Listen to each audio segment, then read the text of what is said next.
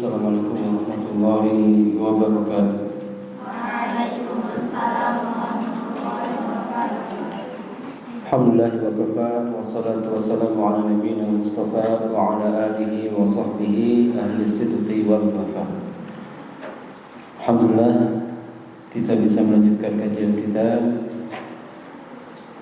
yang berkaitan dengan adab, dan insyaallah di kesempatan siang kali ini kita akan mempelajari adab-adab yang berkaitan dengan marah. Adab-adab ketika marah. Marah merupakan suatu kondisi yang tidak bisa lepas dari manusia. Tidak ada seorang pun yang tidak pernah marah. Bahkan Nabi SAW sendiri pun pernah marah. Namun tentu sebabnya berbeda. Beliau marah ketika berkaitan dengan syariatnya dilanggar. Dan Nabi SAW suatu ketika pernah berwasiat kepada seorang, dalam hadis yang diriwayatkan Imam Al-Bukhari dari sahabat Abu Hurairah radhiyallahu anhu, bahwasanya Nabi SAW mengatakan, la taghdab, jangan kau marah. Berkata Ibnu Hajar di dalam kitab Fathul Bari, berkata Imam Al-Khattabi, makna qawlihi la taghdab, maksud daripada ucapan jangan kau marah, ijtanib asbab al-ghadab wa la tata'arrad lima yajlibuhu, hindarilah sebab-sebab kemarahan itu. Jangan engkau mengundang sesuatu yang membuatmu marah. Wa amma nafsul ghadab fala yata'atta an-nahyu anhu. Adapun zat marah atau marahnya saja itu tidak ada larangannya. Li'annahu amrun tabi'iyyun la yazulu minal jibillah, karena yang namanya marah ini sifat yang tabiat. Ya, ini menurut beliau. Namun kalau kita buka kitab Ibnu Rajab Al-Hambali yang bernama Jami'ul Ulumi wal Hikam, yang dimaksud dengan la taghdab di sini ada dua kemungkinan. Kemungkinan pertama yang telah kita sebutkan, hindari sebab-sebab kemarahan. Kemungkinan yang kedua yaitu hindari kemarahan secara mutlak.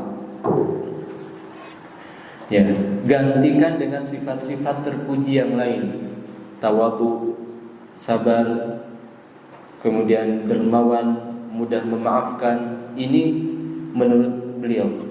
Jadi bukan hanya menghindari sebab-sebab marah, tapi ya kita juga harus menghindari marah secara totalitas.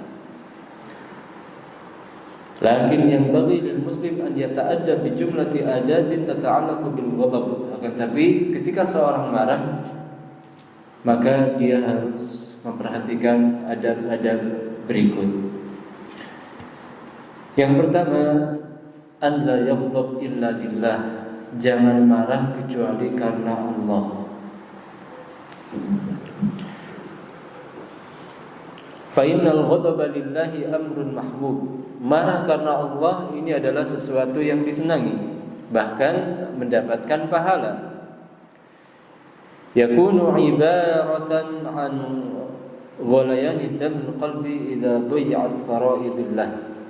Idza dhi'at faraidullah. Ya, darah seorang naik ketika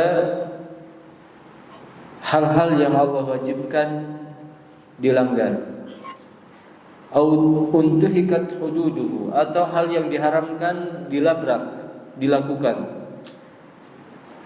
Wal jihadu fi sabilillah wa naw'un min anwa'il ghadab lillahi azza wa jalla. Dan jihad di jalan Allah itu bagian daripada marah karena Allah Subhanahu wa ta'ala. Ya, nggak mungkin kan jihad sambil senyum-senyum ya. Ayo kita jihad, senyum dulu, maafi. Jihad marah karena Allah Subhanahu wa taala. Fal muslim la yaghdab illa lillah. Seorang muslim hendaknya tidak marah kecuali hanya karena Allah. Hatta yahrizal ajr fi ghadabihi, supaya dia mendapatkan pahala di balik kemarahannya. Dan hendaknya seorang muslim berhati-hati untuk tidak marah karena urusan dunia. Usahakan. Allati la tastahiqu dzalik, yang mana dunia ini tidak pantas untuk kita marah karenanya. Wa Nabi SAW kana la yaghdab li nafsihi qat, dan Nabi SAW tidak pernah marah karena pribadinya, tidak pernah. Bal ma kana yaghdab illa lillah, dan Nabi SAW tidaklah marah kecuali karena Allah. Wala yantaqimu illa lillah, dan tidak membalas seorang kecuali karena Allah. Oleh karenanya Nabi SAW disebutkan dalam hadis, ma khuyyira an-nabiyyu baina amrayni illa ikhtara aisaruhuma. Tidaklah Nabi SAW diminta untuk memilih dua hal kecuali akan memilih yang paling mudah, selama tidak dosa, dan jika ada unsur dosa maka beliau akan menjadi orang yang paling jauh.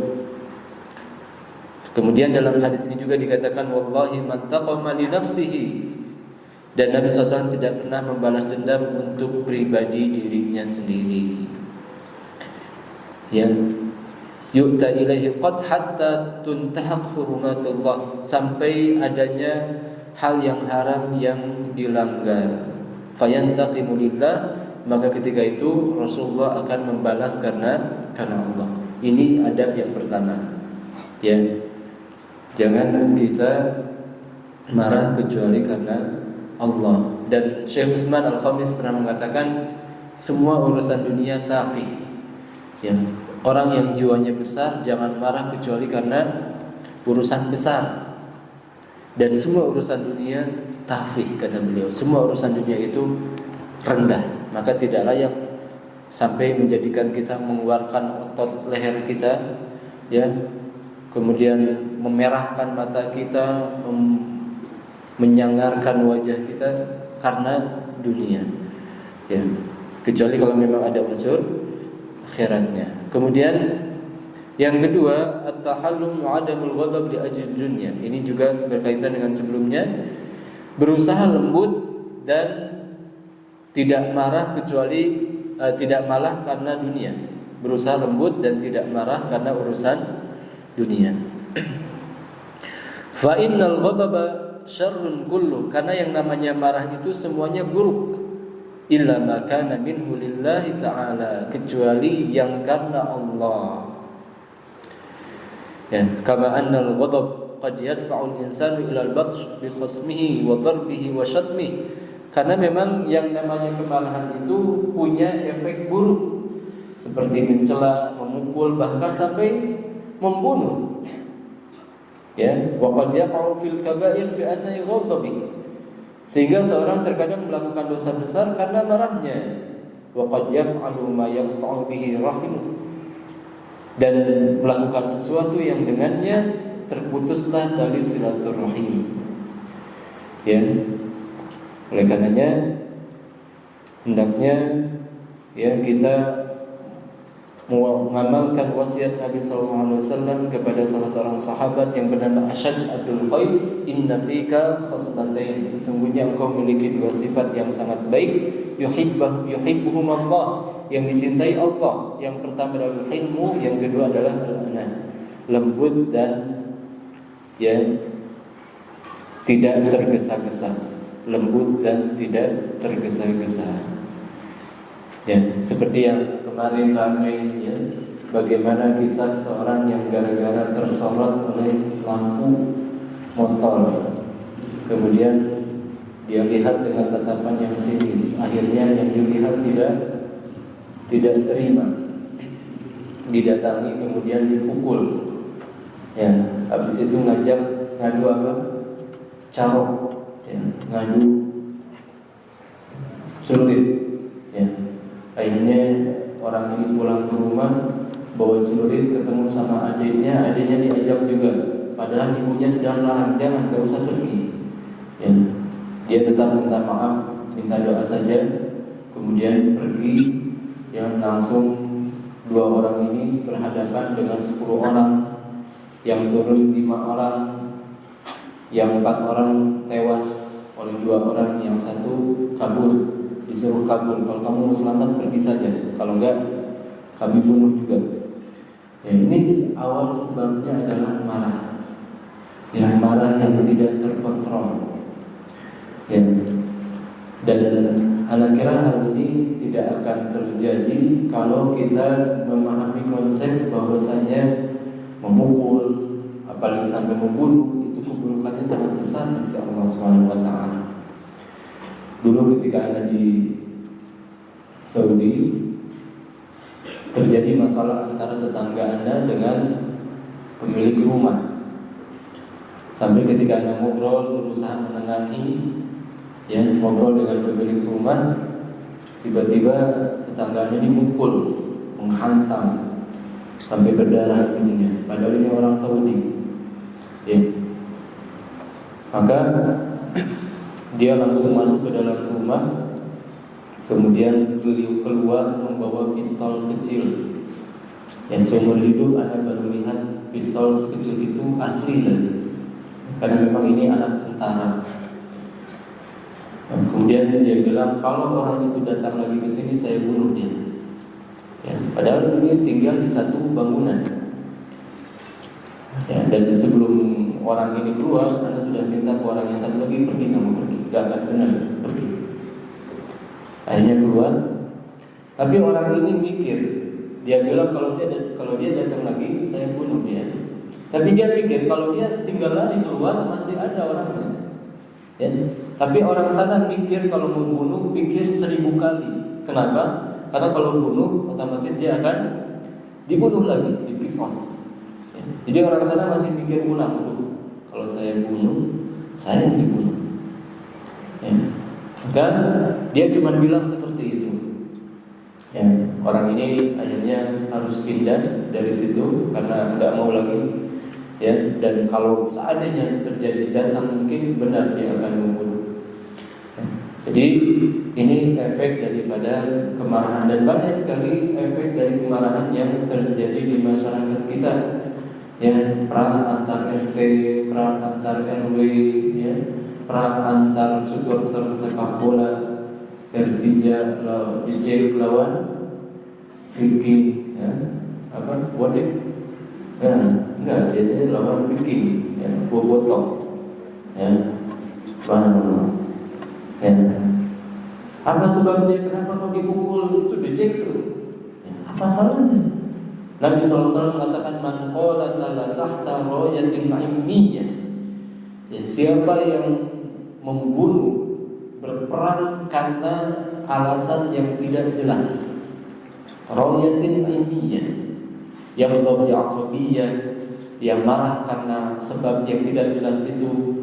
Ya, di akhir hadisnya Nabi SAW, qutila faqitlatul jahiliyah. Kalau dia terbunuh, maka terbunuhnya dalam kondisi orang-orang jahiliyah. Ya, jadi orang-orang yang berperang tanpa alasan yang jelas. Kenapa kamu berantem sama dia?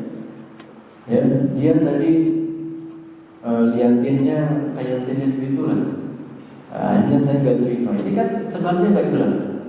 Atau yang gara-gara keinjak sedikit, ya. Atau bahkan ada istilah orang-orang Betawi apa? Senggol, bacok, ngomong. Senggol, bacok. Ya. Kesenggol dikit langsung bacok. Ya. Ini kemarahan yang tidak jelas. Kalau seandainya terbunuh, maka terbunuhnya dalam kondisi jahiliyah. Apalagi kalau sampai membunuh. Nabi SAW mengatakan, ya, kepada para sahabat, orang yang membunuh, ada 2 orang yang membunuh dan orang yang terbunuh di neraka. Para sahabat mengatakan, ya Rasulullah, hadzal qatil, ini yang membunuh kita paham. Fama balul maqtul, bagaimana dengan orang yang terbunuh, kenapa dia harus masuk neraka juga? Kata Nabi SAW, innahu kana harisan ala qatli sahibihi, dia juga sangat berambisi untuk membunuh temannya. Ya, ini sebab kenapa dia masuk neraka juga, dia ingin membunuh temannya juga. Ya, maka hal-hal yang seperti ini yang kita lihat ya di masyarakat kita, hampir setiap hari terjadi pembunuhan yang karena caro, kemudian sebelumnya yang karena urusan wasiat atau yang semisalnya, ya, maka yang seperti ini dosanya sangat besar di sisi Allah Subhanahu wa taala, dan ini menunjukkan akan buruknya efek marah. Ya, marah ini kalau diikuti ingin melakukan hal-hal yang di luar nalar manusia. Makanya kalau kita marah pikir ulang, ya, karena ya marah mungkin biasa, tapi mengikuti keinginan marah itulah yang tidak biasa. Ya, mungkin ini saja dua adab, sebenarnya masih banyak ya.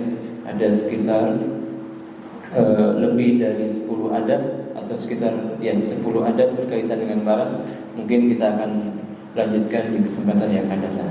Sallallahu alaihi wa akhiru da'wana alhamdulillahirabbil alamin. Subhanakallahumma wa bihamdik, asyhadu an la ilaha illa anta astaghfiruka wa atubu ilaik. Assalamualaikum warahmatullahi wabarakatuh.